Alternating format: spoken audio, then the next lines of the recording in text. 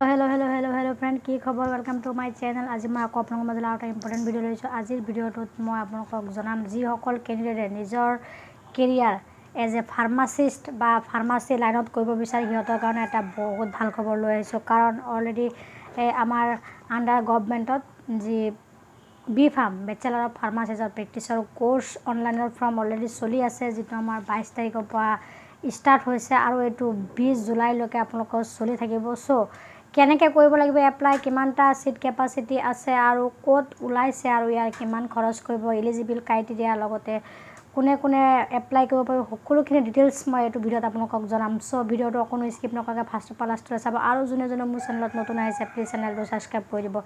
আৰু যদি এতিয়াও বেল আইকনটো প্ৰেছ কৰা নাই তেতিয়াহ'লে বেল আইকনটো প্ৰেছ কৰি দিব, যাতে নতুন আপডেটবিলাক পাই থাকে। লগতে আপোনালোকে যদি মোক পাৰ্চনেলি কিবা সুধিব বিচাৰে তেতিয়াহ'লে মোৰ ইনষ্টা mou4188 আপোনালোকে মেছেজ দি সুধিব পাৰে, বা নতুনকৈ মই এটা ফেচবুক পেজ খুলিছোঁ মৌচি মেডিকেল গাইড, তাতো আপোনালোকে লাইক কৰি দিব পাৰে। চ' বলক প্ৰথমে কওঁ, এইটো ভিডিঅ'ত মই ক'লোঁ এইটো গভৰ্ণমেণ্টৰ আণ্ডাৰত b.pharm বেচেলাৰ অফ ফাৰ্মাচিষ্টৰ যিটো প্ৰেক্টিছ কোৰ্ছ সেইটো মুকলি হৈছে, যিটো আপোনালোকে ৰেজিষ্টাৰ কৰিব লাগিব office of the register Dibrugarh ইউনিভাৰ্চিটিৰ আণ্ডাৰত গৈ কৰিব লাগিব। আৰু এইটো b.pharm বেচেলাৰ অফ ফাৰ্মাচী আপোনালোকক ক'লোৱে, বেচেলাৰ অফ ফাৰ্মাচীৰ অনলাইন এপ্লিকেশ্যন চলি আছে আৰু এইটো আপোনালোকে 2 ইয়াৰ্ছৰ কোৰ্ছ হয়। আৰু এইটো একাডেমিক ইয়াৰ 22 আৰু 2022 আৰু 23 একাডেমিক ইয়াৰৰ কাৰণে এডমিশ্যন চলি আছে। আৰু এইটো ক'লোৱে যোৱা 22 তাৰিখৰ পৰা চলি আছে আৰু 20/7/2022 5টা বজালৈকে আপোনালোকে এপ্লাই কৰিব পাৰিব।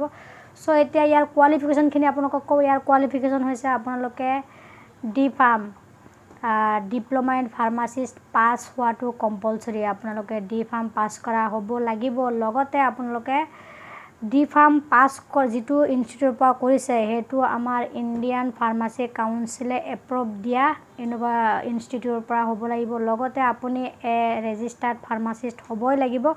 লগতে আপোনাৰ minimum 4 years practice experience in community or hospital pharmacy, আপুনি কমিউনিটি লেভেলত বা হস্পিটেল ফাৰ্মাচীত আপুনি 4 বছৰ আপোনাৰ ৱৰ্ক এক্সপিৰিয়েঞ্চ থকা হ'বই লাগিব।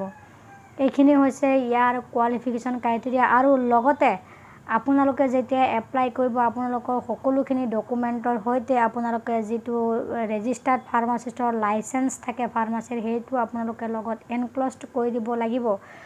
লগতে আপোনালোকে য'ত আপোনালোকে ৱৰ্কিং কৰি আছে, ধৰক কোনোবা এটা ফাৰ্মাচিষ্ট কমিউনিটি লেভেল হওক, হস্পিটেল ফাৰ্মাচিষ্ট হওক, তাৰ প্ৰিন্সিপাল অৰ ছুপাৰিনটেণ্ডেণ্টৰ পৰা এটা চাৰ্টিফিকেট ল'ব লাগিব যে আপোনালোকে সেই ফাৰ্মাচিষ্টটোত আপোনালোকে এক্সপিৰিয়েঞ্চ হিচাপে কৰি আছে, তাৰ এটা এক্সপিৰিয়েঞ্চ চাৰ্টিফিকেটে সিহঁতে লিখি দিব, সেইটো আপোনালোকে লগত দিব লাগিব।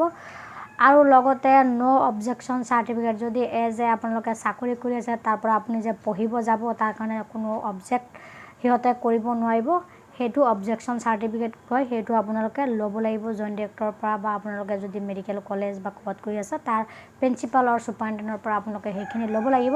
লৈ পেলাই আপোনালোকে অনলাইন এপ্লিকেশ্যন কৰি দিব পাৰে। অনলাইন এপ্লিকেশ্যনৰ ডেট মই ক'লোৱে 22 তাৰিখৰ পৰা চলি আছে আৰু অহা জুলাই মাহৰ 20 তাৰিখলৈকে আপোনালোকৰ চলিব, 5টা বজালৈকে আপোনালোকৰ চলিব। আৰু লগতে এইটো office of the register Dibrugarh ইউনিভাৰ্চিটিৰ আণ্ডাৰত হয়। চ' আপোনালোকে ডিব্ৰুগড় ইউনিভাৰ্চিটিৰ আণ্ডাৰত আপোনালোকে এপ্লাই কৰিব লাগিব b.pharmৰ প্ৰেক্টিছ কোৰ্ছ।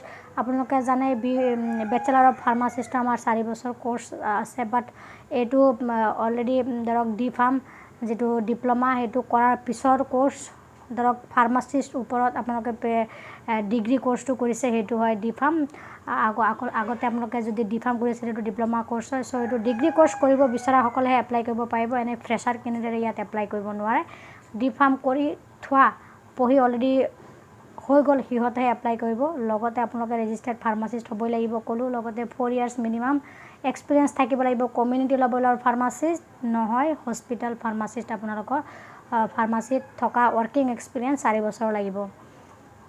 চ' এইটোৱে আছিলে ফাৰ্মাচিষ্টৰ ডিগ্ৰী কৰিব পৰা, বেচেলাৰ ডিগ্ৰী কৰিব বিচৰাসকলৰ কাৰণে এইটো ভিডিঅ'। চ' ভিডিঅ'টোত আপোনালোকক জনালোঁ যে d.pharm কৰা কেণ্ডিডেটে এতিয়া b.pharm কেনেকৈ কৰিব পাৰে, কাৰণ d.pharm কৰাৰ পিছত আৰু 2 বছৰ আপোনালোকে b.pharm কৰিব লাগিব, যিটো প্ৰেক্টিছ কোৰ্ছ ডিব্ৰুগড় ইউনিভাৰ্চিটিৰ আণ্ডাৰত হ'ব।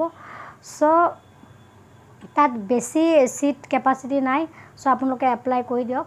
চ' এইটোৱে আছিলে ফাৰ্মাচিষ্ট পঢ়িব বিচৰা মোৰ বহুতখিনি ভাইটি ভণ্টিসকলৰ কাৰণে মই এইটো ভিডিঅ' আগবঢ়াইছোঁ চ' ভিডিঅ'টো চাই তোমালোকে কেনে পালা জনাবা আৰু লগতে যদি কিবা সুধিবলগীয়া থাকে মোৰ তলত কমেণ্ট কৰি জনাব পাৰা নহ'লে মোৰ ইনষ্টা mo4181ত তোমালোকে মেছেজ কৰি সুধিব পাৰা আৰু নেক্সট ভিডিঅ'ত মই কিছুমান নাৰ্ছিং কোৰ্চ ৰিলেটেড যিটো আমাৰ শ্ৰীমন্ত শংকৰদেৱ ইউনিভাৰ্চিটি আৰু ইণ্ডিয়ান নাৰ্ছিং যেটা আমাৰ অইলৰ চলি আছে লগতে দুলিয়াজান তাৰ লেটেষ্ট আপডেট কিছুমান লৈ ভিডিঅ' তোমালোকৰ মাজত লৈ আহিম চ' চেনেলটো ছাবস্ক্ৰাইব কৰিবলৈ নাপাহৰিবা চ' আকৌ কৈছোঁ নেক্সট ভিডিঅ'ত লগ পোৱাৰ প্ৰতিশ্ৰুতিৰে বাই বাই আকৌ চবকে হাত জোৰ কৰি নমস্কাৰ কৰিছোঁ যে চবেই মোৰ চেনেলটো ছাবস্ক্ৰাইব কৰি দিব কিবা মেডিকেল কোৰ্চ আৰু জব ৰিলেটেড কিবা ইনফৰমেশ্যন পাবলৈ সকলোতকৈ প্ৰথম মোৰ চেনেলত মই দিবলৈ ট্ৰাই কৰোঁ চ' তাৰ কাৰণে মোৰ চেনেলটো ছাবস্ক্ৰাইব কৰি থ'বা চ' থেংক ইউ চবকে টেক কেয়াৰ বাই বাই